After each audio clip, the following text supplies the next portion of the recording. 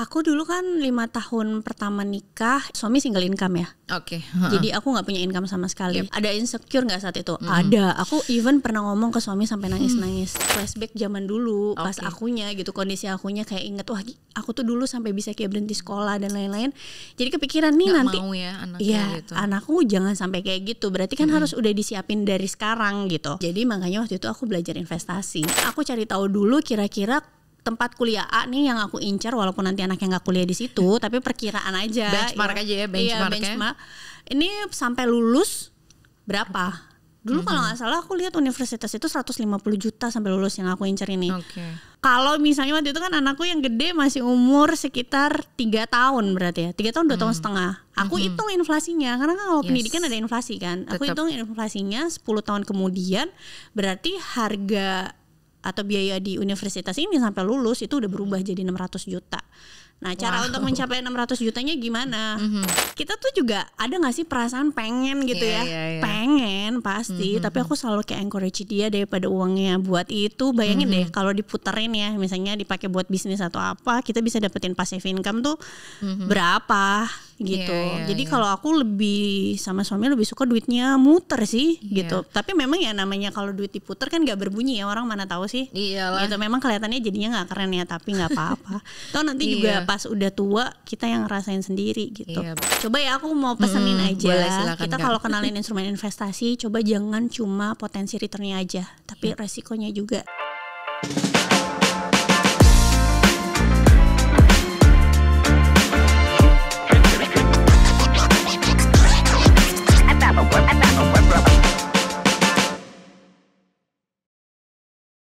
Halo teman-teman, kembali lagi bersama saya Naomi dari Wholesale Distribution Shalendra Capital. Hari ini kita kedatangan another special guest. Kali ini beliau adalah seorang representatif ibu rumah tangga yang bisa dibilang sangat sukses. Beliau juga banyak berkecimpung di dunia financial dan juga pastinya investasi. Bahkan beliau itu juga punya acara di salah satu media besar di Indonesia, yaitu CNBC Indonesia. Jadi without further ado, langsung saja kita sambut Kak Olivia Lewis. Hai Kak. Halo, apa kabar? Baik. Terima kasih sudah mau meluangkan waktunya di siang hari ini ya di Spot. Dan hari ini kita mau tanya-tanya, nggak dikit Kak, tapi banyak, nggak apa-apa ya. Nggak apa-apa. Pastinya teman-teman di rumah mau banget belajar banyak dari Kak Olive. Terus sebelum mulai, mungkin aku ada beberapa pertanyaan dulu, boleh ya Kak? Sedikit semi games.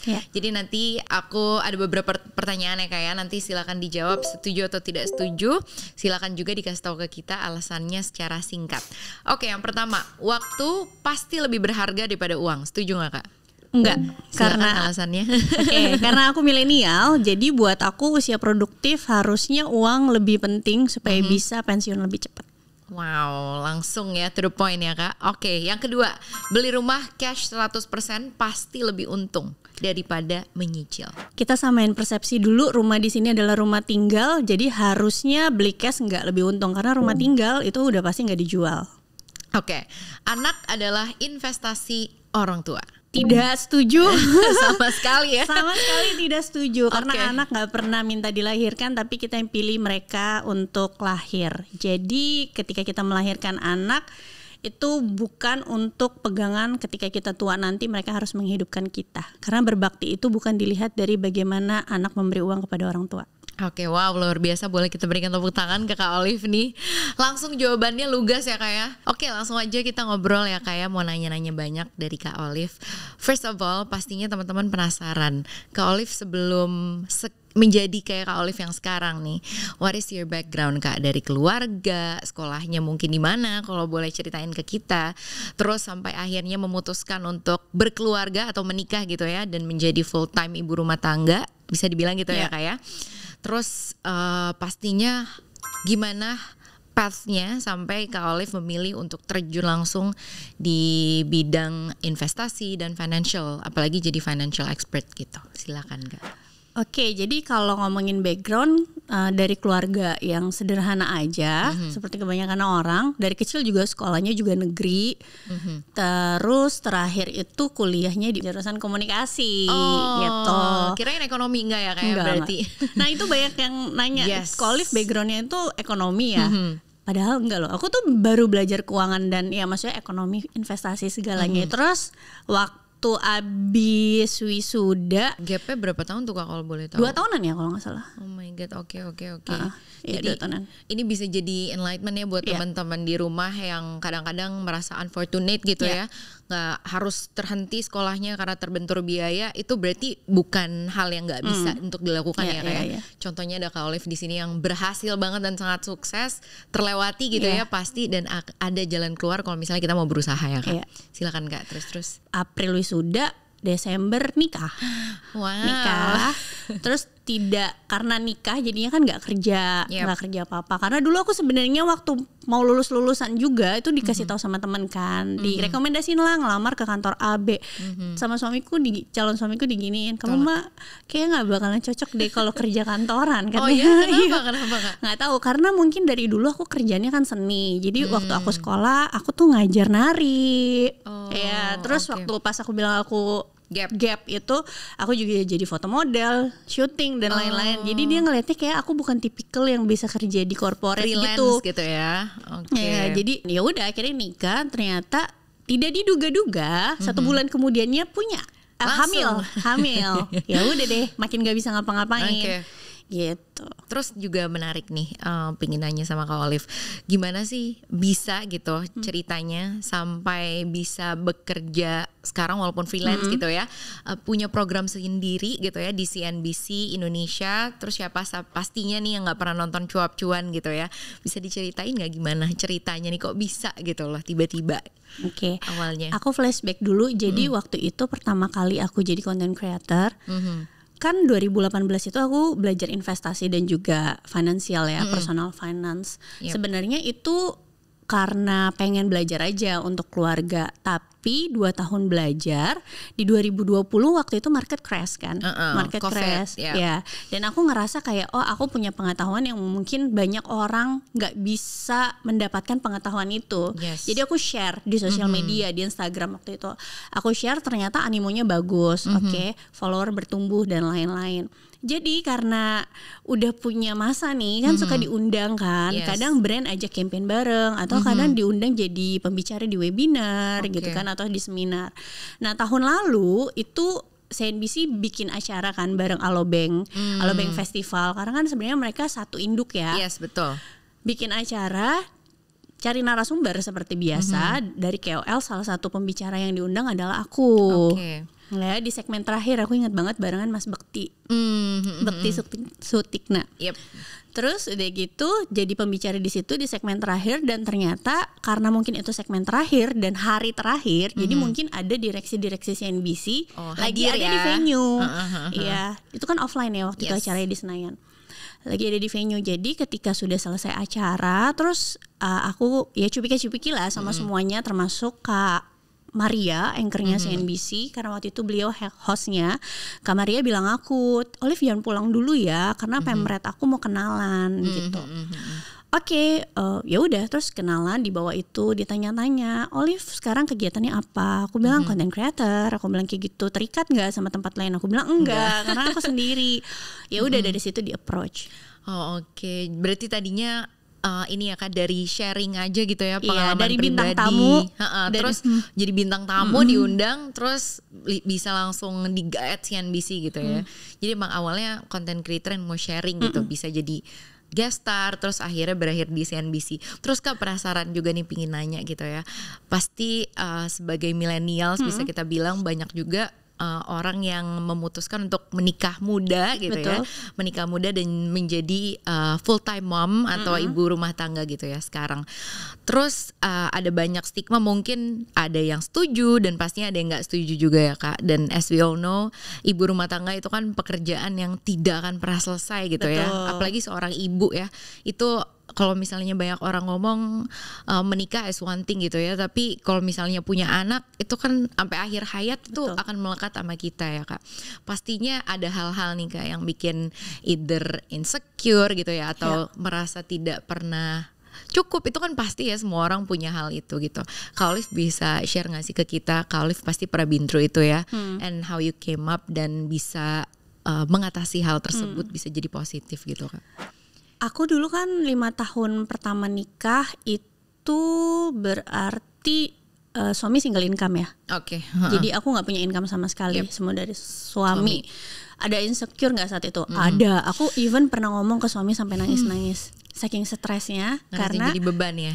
Iya itu satu. Karena ternyata walaupun aku dulu ya pas sebelum nikah sama suami rasanya aduh kok jadi ibu rumah tangga enak deh, tinggal minta duit sama suami, karena kan ngerasain kerjanya ya dari muda susah ya kan apa? Sampai dulu di kosan ya aku sakit aja tuh nggak berani bilang mamaku karena mamaku kan tinggalnya di Bogor. Oh ya ampun, kalau dia harus jauh-jauh nengok dan segala macam ya, takut dia kepikiran kan. Jadi aku bisa bilang aku sehat-sehat aja padahal aku lagi sakit, bisa kayak gitu. Jadi aku ada rasa kayak wah kayak kalau nikah aja nih hidupnya jadi enak nih gitu kan. Ini jalan keluar cewek, ya kan, jalan keluar. Waktu itu mikirnya gitu, pas dijalanin ternyata enggak dong. Ya itu gimana tuh? Ternyata nggak segampang itu minta. Maksudnya suaminya mungkin nggak apa-apa, tapi kitanya kayak ada rasa gila ya gue kayak nggak ada kontribusinya di sini. Padahal gini kita gitu ada kontribusinya loh ngurus anak, dan itu nggak bisa diukur pakai uang. Gak gampang kan? Sama sekali ya Kak itu. Nah cuma balik lagi karena mungkin dulu aku tipikal orang yang adalah pekerja. Jadi kadang sometimes butuh aktualisasi diri kan. Nah ketika aktualisasi diri itu udah gak ada, jadinya stres sendiri gitu. Dan ternyata memang gak tahu ya, mungkin udah jalannya Tuhan, entah kenapa juga aku jadinya ke keuangan, terus ke komunitas, dan akhirnya bisa menemukan passion aku lagi gitu. Jadi bisa kembali lagi nggak stres gitu ya kan, dan juga insecure. Jadi aku mau kasih tahu mungkin kayak jalan keluarnya kalau ada teman-teman di rumah yang saat ini ibu rumah tangga juga, apalagi masih muda-muda ngerasa insecure, coba deh cari kegiatan, nggak mesti tentang keuangan juga, kegiatan yang kamu suka. Tumbuhin lagi passion kamu. Kalau bisa masuk sebuah komunitas gitu. Jadi kalau misalnya masuk komunitas pasti ngerasa lebih ke empowered kali ya kayak karena kan nggak sendirian gitu ya. Oke, terus pastinya tadi masa-masa sulit tersebut, tapi kan pasti untuk menemukan passion itu misalnya kayak Kak Olive gitu ya, menemukan passion, terus tentang keuangan itu tadi waktu itu COVID ya Kak. Tapi ada nggak sih satu hal yang bikin Kak Olive untuk bikin call kayak oke, kayaknya gue mau ngelakuin ini deh karena gue nggak bisa kayak gini gitu. Ini kita ngomongnya pas udah nikah aja ya. Contoh 2018, kenapa aku mutusin untuk investasi? Karena dulu suamiku tuh kan pegawai di multinational company ya. Memang sih posisinya mungkin udah oke, tapi tetap kan kita ada hitungan ya. Orang itu kalau kerja di company pasti kan kenaikan gajinya ketakar, maksudnya per tahun ya, kecuali promosi terus setiap tahun gitu kan, keukur lah. Jadi kita bisa tahu kira-kira misalnya di umur sekian ya kita berapa yang bisa kita sisihin, berapa yang biasa kita punya. Nah anaknya waktu itu udah mau 2, aku waktu itu 2018 lagi hamil kan. Hamil anak kedua ya? Iya hamil anak kedua. Terus udah lagi hamil, biasanya Melo suka kayak flashback zaman dulu pas akunya gitu, kondisi akunya kayak inget wah aku tuh dulu sampai bisa kayak berhenti sekolah dan lain-lain. Jadi kepikiran nih nanti mau ya anaknya gitu. Anakku jangan sampai kayak gitu. Berarti kan harus udah disiapin dari sekarang gitu. Plan di planning. Jadi makanya waktu itu aku belajar investasi. Itu satu. Jadi dorongannya karena anak, ya kan? Dan juga background lah ya, background dari sisi akunya karena aku ngejalaninnya seperti apa. Yang kedua, ketika jadi content creator adalah ini gak direncanain ya awalnya 2020 karena sharing aja. Tapi waktu itu aku berpikir 2020 itu kan pandemi ya. Banyak orang tuh yang mohon maaf delay off, Memang sih kalau suami waktu itu gak kenapa-napa gitu ya. Cuma aku jadi berpikir di situ, what if ya? Iya, what if gitu. Mau apa gitu. Ya kan? Artinya adalah kita gak bisa gantungin diri kita sama satu sumber income. Setuju Kak, itu. Setuju. Ya kan? Terus itu satu. Yang kedua adalah kalau misalnya aku bisa bantu suami untuk kita jadi lebih cepat mencapai goals finansial kita, kenapa enggak? Gitu. I see. Jadi awalnya tuh pasti ada triggernya ya kayak. Kak, aku mau tanya lagi nih tadi, seru ya kalau misalnya ngomongin menikah, apalagi di orang-orang yang baru menikah nih sekarang, terus juga literasi keuangan lagi marak-maraknya, banyak gitu ya orang yang sekarang eager, aus gitu loh soal pengetahuan tentang keuangan gitu ya, karena semakin kesini semakin banyak kayak financial freedom lah, apalah segala macam gitu ya. Terus one thing adalah menikah gitu. Penting gak sih menurut Kak Olive untuk membicarakan keuangan sebelum kita memutuskan untuk menikah sama satu orang ini? Kalau menurutku sih sebenarnya penting ya, walaupun dulu itu aku juga nggak ngomongin terkait finansial sampai segitunya gitu. Even dulu waktu aku baru menikah, aku tuh nggak tahu pendapatan suamiku berapa. Oh ya? Iya, karena dia nggak kasih tahu. Oh, nah kan banyak nih dan Kak, aku juga nggak nanya. Itu tuh baiknya gimana sih menurut Kak Olive yang udah berpengalaman nih ya? Should we like tetap tanya gitu loh atau gimana nih kira-kira menurut Kak Olive? Aku juga baru tahu itu kayaknya pas 1 tahun lebih nikah ya. Serius Kak? Ya harus ditanya sih. Mungkin karena gini ya, kita juga nggak tahu. Mungkin cowoknya itu nggak ngasih tahu karena dia juga nggak biasa. Namanya juga dia juga kan dia baru berumah tangga, kita juga baru berumah tangga. Dia juga nggak ngerti harus ngapain kan. Kayak gitu. Jadi ya tapi lama-lama diobrolin. Cuma memang pas sebelum nikah ya harus terbuka sama kondisi. Contoh apa aja nih tanggungan kita ya kan, harus ngobrol dong berdua, bener nggak? Kayak contoh kayak aku ada mama, ya gimana? Kalau kamu nggak mau pun aku ya nggak apa-apa gitu. Ya berarti nggak jodoh, ya kan? Berarti tidak berjodoh gitu kan? Dan dia juga memang udah tahu dari awal. Terus yang kedua ya declare lah kalau ada utang-utang, karena kebetulan kita berdua nggak punya utang, jadi kita juga nggak declare apa-apa gitu. Jadi penting ya kayak ngomongin kayak gitu. Ada tips and triknya nggak kayak awalnya ngomongnya gimana nih kalau misalnya teman-teman di rumah mungkin masih bingung gitu ya, apa approach-nya gimana ya awalnya ngomonginnya gitu. Kalau misalnya mereka nggak berani langsung kayak oke, kita ngomongin nih awalnya gitu Kak. Kalau menurut gue ya langsung ngomong aja sih. Langsung ya, tapi basa-basi ya. Iya. Kalau aku soalnya orangnya termasuk to the point. Kalau ya apalagi kita mau mutusin nih, nih mau nikah nih. Jadi jangan sampai kayak beli kucing dalam karung kan. Kalau misalnya dari sebelum nikah udah bisa dicegah, ya lebih baik dicegah dulu kan. Kan masih satu visi dan satu misi. Jangan sampai nanti udah nikah, wah baru ketahuan ternyata salah satu ada yang punya utang lah segala macam, dan yang satunya nggak mau berkontribusi untuk menyelesaikan hutang-hutang tersebut. Tapi ya kan hutangnya hutang apa dulu? Kalau hutang judi ya malas juga kita berkontribusi ya kan.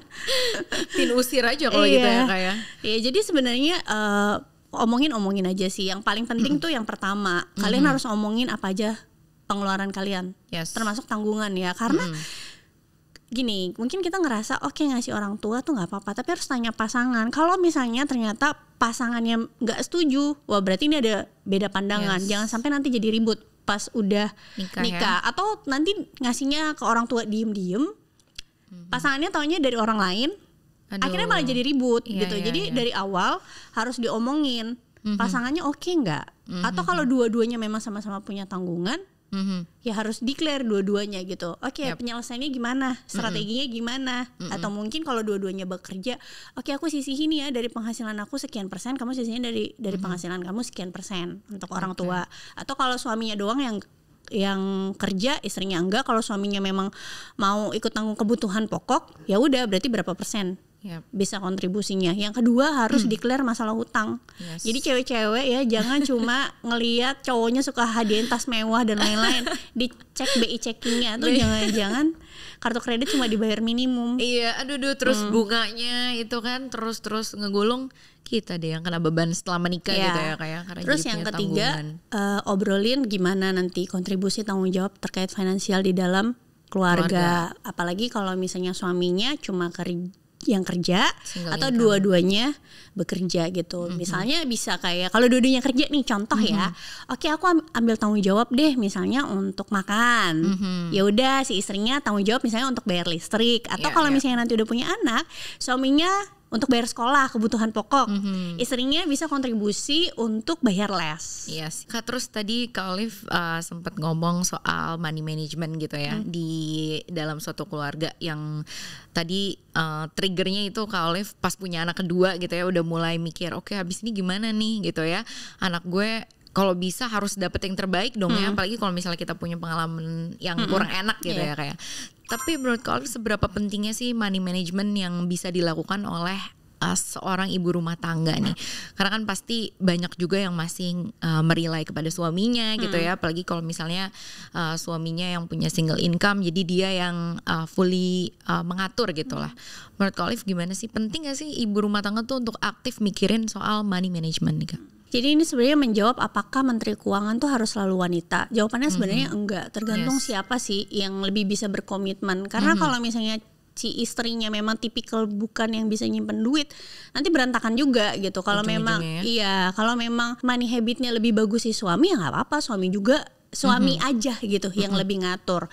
Tapi tetap istri harus berkontribusi dan harus berdua nih diskusinya. Kira-kira anak mau sekolahnya di mana? Oke, sekolah di sekolah A butuh uangnya sekian, instrumen investasinya apa? Jadi harus obrolan berdua. Jangan yang suaminya pengennya investasinya di tempat yang agresif, istrinya ngerasa kayak tempat agresif menurut dia nggak nyaman. Pasti butuh ya peran ibu rumah tangga ya. Betul, di dalam money management gitu ya.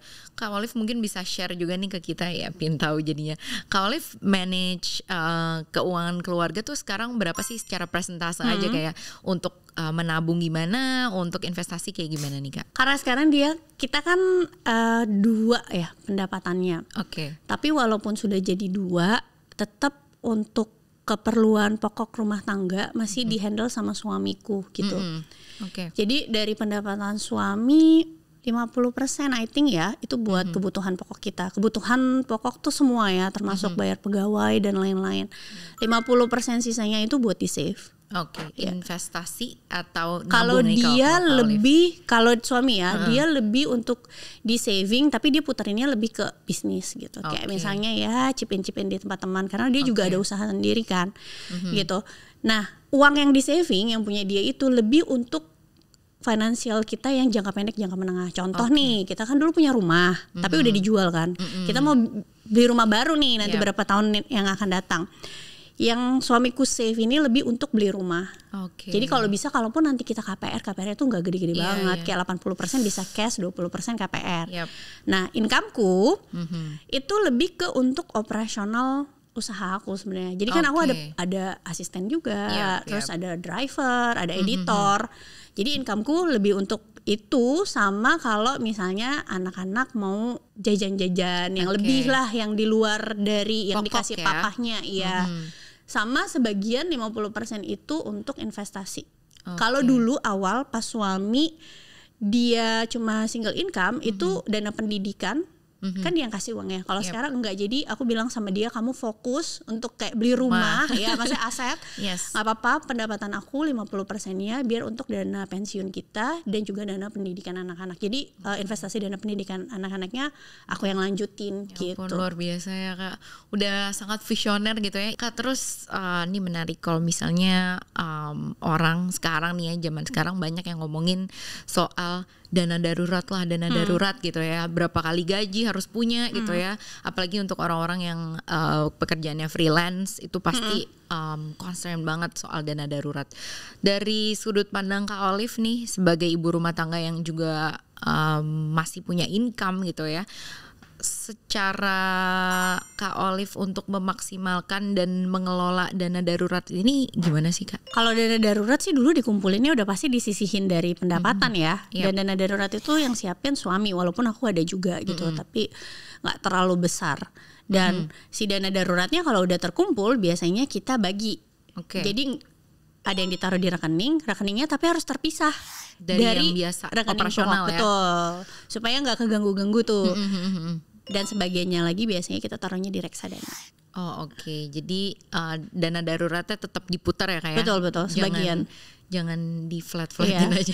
Karena kan puji Tuhannya sampai sekarang belum ada sampai keadaan darurat banget. Ada sih, ya maksudnya kemarin kayak mama mertua itu meninggal gitu ya, kadang kita perlu kan uang itu, tapi maksudnya masih cukup gitu yang ada di rekening. Jadi daripada uangnya diem aja kan di bank, sebagian lebih baik ya memang kita putar di reksadana kayak pasar uang atau juga reksadana pendapatan tetap tapi yang volatilitasnya cenderung lebih rendah gitu. Dan di cair ini kan juga cepat ya. Betul, yang cepat karena kalau what if emergency gitu ya, jadi cepat untuk cairinnya. Kak, terus aku mau nanya-nanya juga nih sebagai Kak Olive, anaknya udah 2 gitu ya. Jadi sebagai orang tua muda, pastinya sangat concern mengenai pendidikan. Itu udah hal yang paling jadi concern orang tua ya kayak. Untuk pendidikan zaman sekarang pasti kita tahu ya, kalau lihat-lihat gitu ya banyak artikel sekolah anak mahalnya ya ampun udah setiap tahun naik. Terus juga selain mahal banyak beberapa sekolah yang udah bagus tuh selain mahal dia juga ngantri gitu ya kan. Kalau aku dengar-dengar cerita dari hamil, dari hamil udah didaftarin gitu untuk ngantri. Terus untuk nabungnya atau ngumpulinnya gitu ya Kak, uang pendidikan ini Kak Olive caranya yang paling efektif gimana sih? Apakah ditabung kah atau diinvestasikan kah? Atau mungkin Kak Olive believe sama yang namanya asuransi pendidikan? I don't know gimana nih kalau Kak Olive? Kalau aku sih kalau dana pendidikan lebih ke investasi ya. Caranya udah pasti dihitung dulu berapa kira-kira pengeluaran kita nanti pas anak sekolah. Cuma kalau aku memang cenderungnya lebih siapin itu dana pendidikannya untuk kuliah. Karena kami merasa kalau untuk kayak masuk SD, masuk SMP itu masih ke cover lah sama pendapatan kita. Kalau kuliah itu kan memang biasanya biayanya lebih gede ya gitu. Biaya lebih gede jadi butuh waktu untuk nyiapinnya. Nah dulu aku tuh cara ngitungnya aku cari tahu dulu kira-kira tempat kuliah A nih yang aku incar walaupun nanti anaknya nggak kuliah di situ tapi perkiraan aja benchmark aja ya benchmark. Ini sampai lulus berapa dulu kalau nggak salah aku lihat universitas itu 150 juta sampai lulus yang aku incar ini. Kalau misalnya waktu itu kan anakku yang gede masih umur sekitar 3 tahun berarti ya 3 tahun 2 tahun setengah aku hitung inflasinya karena kan kalau pendidikan ada inflasi kan aku hitung inflasinya 10 tahun kemudian berarti harga atau biaya di universitas ini sampai lulus itu udah berubah jadi 600 juta. Nah, cara untuk mencapai 600 jutanya gimana? Itu ada hitungannya ya, pakai kalkulator.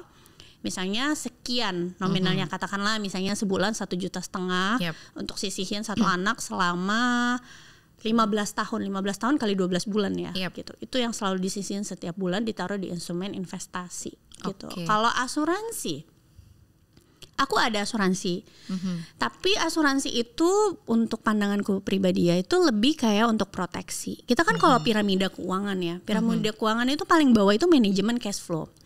Jadi kita cash flow-nya dulu harus sehat, harus surplus dulu, nggak boleh lebih besar pasak daripada tiang, ya kan?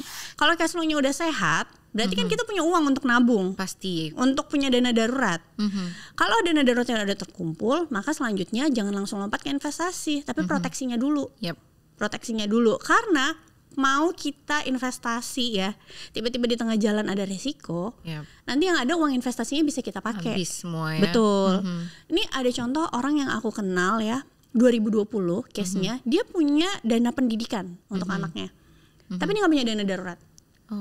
2020 ketika bisnisnya dia kan punya bengkel waktu itu bisnisnya harus di PSBB ketat 3 bulan kan gak punya pendapatan. Karena dia gak punya dana darurat, akhirnya apa? Yang dicairin dana pendidikan anaknya. Ya ampun. Jadi kebalik kan. Nah untuk itu proteksinya dulu. Nah proteksinya itu supaya kita bisa mencapai financial goals. Tapi apakah melalui asuransi itu bisa bayarin kuliah anak kita? Jawabannya tidak. Ya, jadi kalau tergantung asuransinya asuransi apa dulu. Jadi kalau yang dibilang asuransi unit link nanti nilai tunainya bisa dipakai untuk bayar kuliah anak. Menurutku salah, keliru gitu. Asuransi itu kalau yang untuk dana pendidikan itu sebenarnya kalimat marketing aja tapi lebih kegunaannya tuh kayak gini. Contoh suamiku dulu dia single income. Sampai sekarang juga walaupun aku bekerja dia masih jadi pencari nafkah untuk kebutuhan hidup kita. Jadi kalau suami kenapa-napa tengah jalan udah pasti kan keran kita nih, keran yang keluar uangnya ini berhenti kan. Kalau misalnya kerannya berhenti bisa gak aku lanjutin investasi buat dana pendidikan anak? Karena Kak Olive kan masih ada ya. Masih ada, tapi kalau misalnya nggak ada ya tutup akhirnya nggak keluar. Artinya apa? Anak-anak nggak bisa kuliah. Nah, yang diproteksi suami adalah asuransi jiwa. Jadi ketika kalau dia nggak produktif lagi, misalnya umurnya cepet ya dipanggilnya, anak-anak tuh masih bisa ada uang karena keluar UP untuk dia kuliah. Jadi istilahnya aku kerja. Nanti tujuannya buat kebutuhan hidup, uang pendidikannya udah aman, jadi asuransi lebih ke situ. Untuk proteksi ya teman-teman berarti asuransi karena kan banyak juga orang yang kejebak karena misleading gitu ya dari biasanya asuransi. Biasanya mis-selling tuh dari agent ya. Jadi akhirnya jadi harapan gitu ya untuk di masa depan gitu ya, padahal kan nggak seperti itu ya Kak. Pas anaknya mau masuk sekolah cairin uang investasinya ternyata cuma segini gitu kan. Nah iya itu teman-teman tuh penting ya untuk tahu ya kayak. Oke, menarik nih, kayak udah banyak banget yang kita bisa pelajarin dari Kak Olive padahal baru bentar. Terus Kak, ini menurut aku juga penting. Aku sering banget gaya parenting, nggak parenting kali ya, anak-anak itu dari kecil, walaupun dari kecil gitu ya, kan kadang-kadang kita suka nggak tega kalau anak mau apa dan segala macam gitu ya, walaupun dia belum tahu bentuknya uang, tapi kan untuk mendapatkan sesuatu pasti kita harus memberi pengertian gitu ya. Kalau misalnya nggak bisa dia mendapatkan satu hal semerta-merta tiba-tiba jatuh dari langit gitu ya, dia udah bisa dapat itu. Kak Olive ada nggak sih tips and trick atau caranya untuk memberitahu pengetahuan tentang uang nih ke anak-anak dari dini gitu Kak, gimana nih? Kalau aku sih paling simpel, pertama harus mereka dikasih tahu dulu kebutuhan sama keinginan. Bedanya apa? Okay. Contoh kemarin anakku kan yang gede kan udah pakai tab kan. Dia kemarin tabnya rusak. Terus tapi dia minta lunchbox yang Smiggle, yang lagi hits itu ya. Nah, udah terus ngerti ya Kak ya? Oh iya, biasa kan kalau di sekolah kayak gitu kan, temannya pakai apa ya dia pakai apa. Cuma aku kasih pengertian dia, kamu mana yang lebih butuh, karena kamu nggak bisa dapetin dua-duanya. Walaupun papahnya sebenarnya mau kasih dua-duanya, tapi aku bilang papanya nggak boleh. Harus tahu mana yang lebih kamu butuh, mana yang lebih kamu pengen, nggak bisa dua-duanya. Jadi dia memilih untuk tap dulu gitu, kasih pengertian itu satu. Terus yang kedua, biasanya aku tuh selalu kayak contohin ya. Misalnya nih kita kalau lagi liburan gitu, Charlotte happy nggak liburan? Iya. Charlotte happy nggak nginep di sini? Iya. Tahu nggak kenapa bisa nginep di sini? Karena mama papa cari uang, karena kita saving. Kita dari cari uang kita bisa simpan, akhirnya kita bisa liburan di sini. Jadi kalau Charlotte nanti pas gedenya mau nikmatin seperti ini, Charlotte juga harus bisa nanti cari uang dan juga saving. Dia kemarin dapat angpau aja, kebetulan suamiku kan Tionghoa kan, dapat angpau. Aku bilang boleh dipakai jajan, tapi sebagian kecil dia langsung masukin celengan, sebagian bahkan dia kasih aku uang 50.000. Ya ampun, dikasih ke maminya gitu. Ini buat mama katanya. Kenapa? Aku bilang iya, aku kasihan soalnya mama kayak udah keluar uang banyak, kata dia kayak gitu, biar mama ada uang. Dia udah ngerti ya. Nggak usah, aku bilang kayak gitu, kamu simpen aja, aku bilang. Ya ampun, lucu banget. Jadi dia udah aware gitu ya. Berarti emang harus dikasih pengertian ya Kak ya. Sama aku biasanya itu suruh dia main Heyday. Kamu tau gak sih Heyday? Aku gak tau lagi game ada itu, jadi kayak game peternakan gitu. Oh ya, aku kayak pernah lihat sih. Peternakan itu kan dia kayak nanam apa, nanti dia bisa jual. Punya ayam, bertelur bisa jual. Ada duitnya ya? Kan? Dapat duit kan? Terus aku bilang, lihat deh, kamu dapat duit kan? Jadi kamu misalnya bisa beli apa, bisa beli apa di situ, bisa beli kebo satu lagi buat bisa hasilin duit lebih banyak kayak gitu. Jadi dia udah aware ya. Dia kalau jualannya laku tuh di Heyday tuh dia seneng banget. Ya ampun, lucu banget. Jadi bener ya dikasih pengertian ya sejak dini. Atau nggak mungkin kasih permainan atau betul. Hal yang stimulasi dia ya. Monopoli juga itu bagus loh, monopoli itu. Jadi mungkin dia sembari menikmati permainannya tapi juga dapat pelajarannya gitu ya Kak. Oke, menarik tuh teman-teman. Berarti ya kasih pengertian dan juga contoh real gitu ya. Oke, Kak Olive tadi banyak sempat mention sih ya, Kak Olive dan suami gitu ya punya satu lini atau tabungan gitu ya untuk masa pensiun atau hari tua. Nah kalau menurut Kak Olive, formula Kak Olive nih yang terbaik untuk mengumpulkan dana pensiun yang Kak Olive terapkan sama suami ini kayak gimana sih Kak? Kalau kita sih nggak ada formula khusus ya. Biasanya kalau umumnya kan in general ya metode 50, 30, 20% itu buat investasi dan juga nabung. Tapi kalau aku tuh tipikal yang kalau income kita naik, inflasi gaya hidup boleh naik, tapi naiknya juga jangan terlalu besar. Jadi makin gede income kita, harusnya saving ratio-nya juga makin gede gitu. Kayak dulu kita waktu suami itu masih single income, paling kita bisa saving invest itu 10% ya. Dari pendapatan suami. Sekarang ya 50%. Wow, dari pendapatan kita berdua. Makanya kadang ya itu ya, cuma aku tahu itu susah banget jalaninnya di saat orang mungkin banyak yang pakai mobil segala macam rupa. Kita tuh juga ada gak sih perasaan pengen gitu pengen pasti, tapi aku selalu kayak encourage dia daripada uangnya buat itu. Bayangin deh kalau diputerin ya, misalnya dipakai buat bisnis atau apa, kita bisa dapetin passive income tuh berapa gitu. Jadi kalau aku lebih sama suami lebih suka duitnya muter sih gitu. Tapi memang ya namanya kalau duit diputer kan gak berbunyi ya, orang mana tahu sih. Iyalah. Gitu, memang kelihatannya jadinya gak keren ya, tapi gak apa-apa. Toh nanti juga pas udah tua kita yang ngerasain sendiri gitu. Iya betul. Jadi mungkin press di itunya ya Kak. Iya, disiplin ya, disiplin ya. Lebih tapi disiplin. Bukan berarti kita hidupnya pelit banget juga ya, enggak. Tetap kita jalan-jalan itu tetap. Cuma ke barang sih, kita tuh enggak yang terlalu hedon ke barang gitu atau misalnya nongkrongnya harus yang kayak di tempat fancy terus-terusan. Sesekali boleh, sebulan sekali gitu ya, atau 2 kali. Tapi banyak kan juga kita makannya pecel ayam tuh di pinggiran. Maksudnya berapapun uang yang kita dapat, rasa pecel ayam tuh nggak bakalan berubah nggak sih? Betul. Mikirnya gini, kayak hidup tuh kan kita nggak pernah tahu ya, walaupun kita maunya kan hidup tuh naik terus ya, tapi apalagi sekarang suami tuh udah bukan di corporate, dia dagang sendiri. Yang mana kalau dagang kan naik turun. Oke, sekarang mungkin kita dari 2020 2021 lagi bagus-bagusnya gitu. Aku juga udah punya income, tapi we never know ke depannya 2 tahun lagi, 3 tahun lagi. Jadi menurut aku kalau sekarang dikasih berkat nih sama Tuhan dan bisa saving sebanyak-banyaknya, ya udah dimanfaatin. Aku tuh selalu kayak berpikir, aku tuh pakai uang atau misalnya aku dapetin berkat ini, jangan-jangan ini yang terakhir kalinya. Jadi kalau bisa 50%-nya di saving deh kayak gitu. Iya. Selalu harus ada waspadanya ya kayak. Walaupun bukan berarti pelit tadi ya benar, tapi waspada itu harus sih, karena kita nggak ada yang pernah tahu, apalagi kayak COVID gitu ya, itu wake up call sih buat kita semua bahwa satu hal yang nggak disangka-sangka terjadi, nggak kelihatan lah gitu virus ya, bisa impactnya sebesar itu ke kita semua. Oke Kak, aku mau ngobrolin dikit nih soal ada hasil survei gitu ya di Inklusi Keuangan dan National Literasi yang OJK buat tahun 2022. Ini indeks inklusinya itu keuangan masyarakat Indonesia itu meningkat mencapai 85% gitu ya. Tapi ternyata ini bukan kabar yang bisa kita bilang baik gitu, karena sayangnya kalau misalnya datanya kita bedah lagi, tingkat literasi ke pasar modal itu masih amat sangat rendah gitu. Artinya masyarakat Indonesia masih banyak yang investasi tapi nggak dibarengin sama literasi atau pemahaman tentang instrumen apa sih yang mereka tahu gitu di pasar modal, dan juga resikonya tuh apa gitu.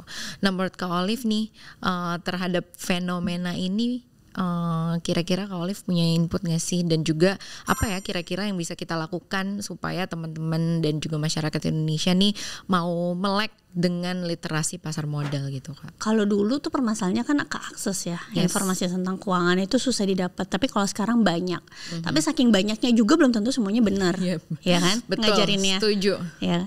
Jadi kalau menurut aku yang bisa ditingkatin harusnya bukan cuma diajarin tentang gimana investasinya, tapi dari hal yang paling dasar dulu, gimana cara ngatur keuangannya, supaya mereka punya rasa tanggung jawab dulu. Sama pengelolaan keuangannya, baru deh move ke investasi. Jadi jangan langsung lompat dulu ke investasi gitu. Yang harus dilakuin adalah sebenarnya sekolah-sekolah ya, mungkin SMA, kampus harus sering kolaborasi sama Sailendra misalnya salah satunya. Terus kantor ya, itu juga supaya mereka tuh punya awareness ketika dapat gaji gak langsung spend. Gajinya harus diapain, ya kan? Jadi perusahaan tuh jangan cuma mikirin atau kasih pelatihan supaya staffnya bisa naik manajer bisa naik direktur, kan suka ada kan pelatihan kayak gitu. Tapi diajarin juga bagaimana mereka mengelola keuangan supaya ketika nanti mereka udah selesai nih kerja dari situ, pensiun atau resign, mereka tetap bisa punya hidup yang nyaman.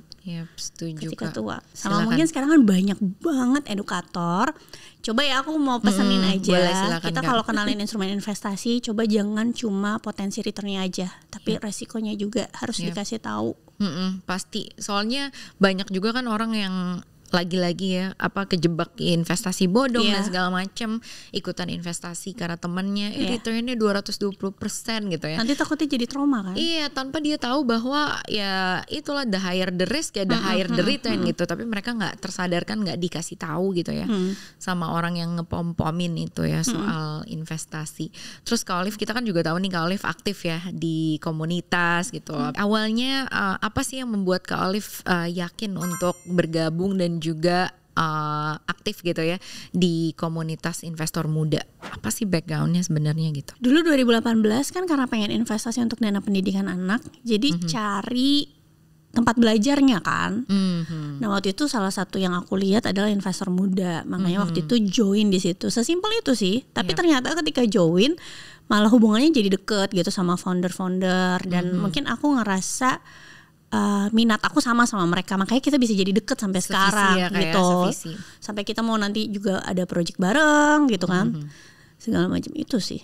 Ya, jadi emang awalnya sevisi ya. Mungkin terus Kak mungkin boleh nih dikasih tahu ke teman-teman. Tadi Kak Olive sempat mention juga karena banyak banget semenjak Covid ada komunitas tentang literasi investasi lah, terus juga komunitas-komunitas saham dan segala macam tuh udah banyak banget ya Kak. Sebagai praktisi nih Kak Olive, gimana sih, kasih dong tips and trick ke teman-teman gitu untuk memilih komunitas yang yang bisa dia pertanggungjawabkan gitu ya. Jadi nggak asal ada di komunitas tapi nggak bisa dipertanggungjawabkan. Karena kalau udah banyak kita jadi milihnya jadi bingung kan nih. Terus gimana ya caranya juga milih yang legit gitu kan. Ya sekarang kan informasi gampang dicari. Ya cek aja track recordnya seperti apa. Ngobrol-ngobrol lah sama member-membernya sebelum masuk ya. Atau misalnya mantan membernya. Dan ketika sudah join juga jangan jadi pasif. Kamu kan misalnya kamu apalagi ikut grup berbayar ya, kamu udah masuk di situ, udah bayar, kalau kamu nggak dapat apa-apa juga kan rugi ya. Iya. Jadi pastinya cek and recheck ya. Iya, cek track record dari milik komunitas lah. Minimal itu ya, untuk tahu gitu. Jangan mau ikut, aduh nih kayaknya yang banyak ngasih cuan-cuan di sini gitu ya, tapi tahu-taunya udah cuan 1 kali 2 kali. Terus ambles hilang gitu kan Kak, banyak tuh cerita kayak gitu kalau aku baca-baca. Biasa kalau marketnya lagi crash, rally itu banyak kan, siapapun bisa making money. Tapi pas lagi crash biasanya suka pada hilang tuh. Ya sekarang juga kelihatan kan siapa-siapa aja yang masih bertahan gitu. Jadi sama apa ya? Mungkin kita harus tahu dulu sih. Kita tuh mau ngapain? Dari kitanya nih sebelum join. Minatnya apa? Mau jadi scalper? Mau jadi trader? Mau jadi investor? Atau mau jadi apa? Jadi jangan sampai kamu maunya apa, masuknya malah cari mentornya atau masuk grupnya malah grup apa gitu, yang gak nyambung nanti. Gak sesuai gitu ya. Jadi harus tentuin dulu kita dalam dirinya maunya apa. Kak, terus pasti banyak nih ya orang yang mau melangkah 1 kali untuk invest gitu ya, tapi pasti dapatnya banyak banget, takut lah gitu ya. Apalagi ibu rumah tangga nih, banyak banget aku dengar cerita gitu, aduh takut lah investasi gitu misalnya, karena ini kan uang nggak main-main nih, uang untuk hidup gitu ya, bukan uang yang dingin gitu lah ya, kayak ini uang untuk hidup. Kalau misalnya dia ada resikonya nih, mengukurnya takut-takut, masih takut-takut gitu Kak. Mungkin Kak Olive bisa share nih ke teman-teman atau para ibu rumah tangga di sana yang masih punya banyak ketakutan untuk investasi, instrumen apa sih yang paling cocok untuk dipilih dengan tingkat-tingkat resiko tertentu gitu? Mungkin kalau yang baru mau terjun, aku bisa saranin 2 ya, reksadana sama SBN. SBN retail ya. Jadi kalau misalnya reksadananya juga mungkin lebih ke yang reksadana pendapatan tetap, karena isinya juga sebenarnya obligasi-obligasi juga gitu. Cuma perbedaannya apa sih, kalau misalnya ibu-ibu di rumah ini mau carinya passive income ya mungkin lebih ke SBN retail ya kan, karena dapat kuponnya tiap bulan. Tapi kalau misalnya nggak apa-apa nggak dapat pasif tapi memperbesar aset atau capital gain, ya bisa ke reksadana. Yang pasti kan kalau reksadana biasanya modalnya lebih kecil daripada SBN retail gitu. Jadi tergantung kemampuan. Cuma menurutku 2 itu yang termasuk aman dan yang termasuk returnnya cukup oke gitu. Apalagi kalau misalnya kayak reksadana gitu ya kan udah ada yang legit lah, ada yang manage gitu ya, betul. Apalagi kalau yang masih takut-takut gitu ya, nggak tahu, ada supirnya, ada drivernya gitu ya. Jadi nggak kita yang pure main kayak di saham gitu ya Kak. Tapi kan supirnya juga hati-hati loh, ada juga yang ugal-ugalan. Tapi kalau Celine Ray aku tahu lah, termasuk salah satu yang rekomendasi. Kak. Iya, jadi bener tuh Kak. Oke, analoginya supir ya, supir ya. Kita mau milih mana nih, supir ugal-ugalan, supir akap gitu ya. Tinggal dipilih aja langsung. Kak, oke, boleh nih last but not least, mungkin Kak Olive bisa kasih tahu kita, siapapun yang datang ke sini, kita pingin tahu nih filosofi investasinya seperti apa sih Kak Olive nih yang dipegang teguh, boleh di-share? Aku kayak kalau filosofi investasi nggak ada sih, tapi kalau filosofi hidup ada. Boleh Kak, silakan. Aku ada suka Mahatma Gandhi punya. Apa itu, dari Kak? dulu ya, the future depends on what you do today. Jadi kalau apapun itu yang kamu lakuin sekarang itu akan mempengaruhi masa depan kamu. Jadi berhati-hati sama apa yang kamu lakuin sekarang. Kalau kamu mau masa depannya berubah dari yang sekarang, ya berarti apa yang harus kamu lakuin sekarang. Do something that your future self will thank you gitu ya. Thank you so much Kak Olive. Sama-sama Naomi. Udah banyak sharing nih, banyak ngomong, ditanya-tanya di sini. Semoga semua yang kita share hari ini berguna untuk teman-teman, dan pastinya ada yang bisa dipetik untuk langsung diimplementasikan langsung sama teman-teman di rumah. Mungkin thank you banget Kak Olive, semangat terus untuk terus berkarya dan nonstop untuk memberikan literasi-literasi ke kita semua gitu ya, supaya kita semua bisa mewujudkan masyarakat Indonesia yang melek finansial dan juga melek investasi pastinya. Aku Naomi. Aku Olivia Louis. Sampai jumpa di episode Spot selanjutnya. Thank you, dadah.